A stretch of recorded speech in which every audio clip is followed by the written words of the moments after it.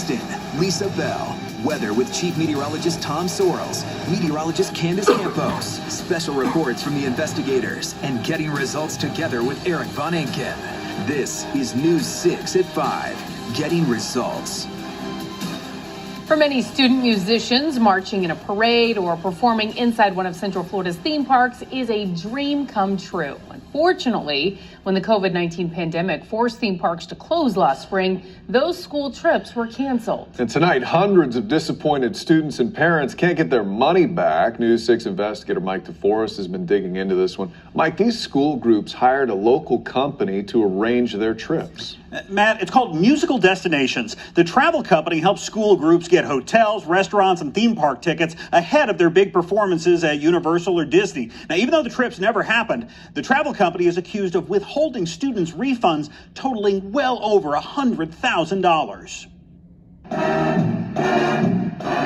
Every 2 years, the high school band from Chelsea, Alabama travels here to march in a parade at Universal Studios. But when the COVID-19 pandemic forced Universal and other theme parks to shut down last spring, the band trip was called off.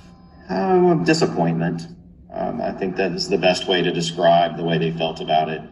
Barry Lovett says his wife and 2 daughters paid about $2,500 for the trip. It was organized by Musical Destinations, a company based in Winter Garden that arranges student group tours by taking care of transportation, hotels, theme park tickets, and meals.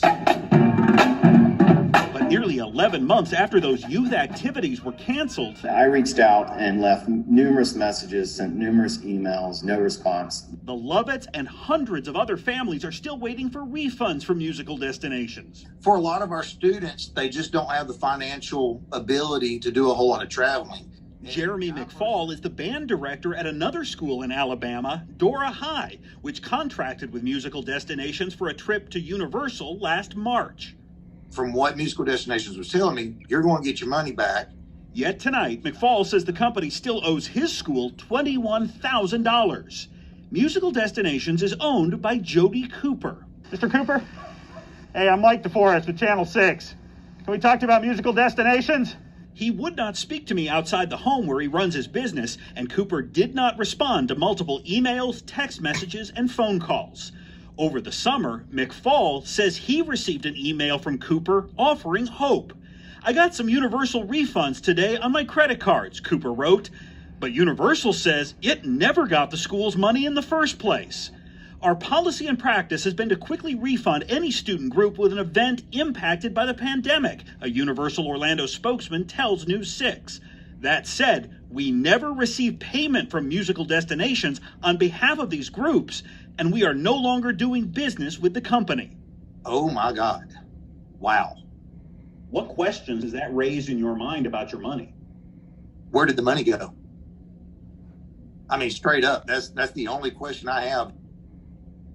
For now, the owner of Musical Destinations is not answering that question, but he might eventually be compelled to do so. Another Alabama school, Springville High, is planning to file a lawsuit against Musical Destinations. That school alone claims it's owed more than $100,000. Matt and Lisa. That was a lot of money. Mike DeForest, thank you. All new at 5 now. The Blue Man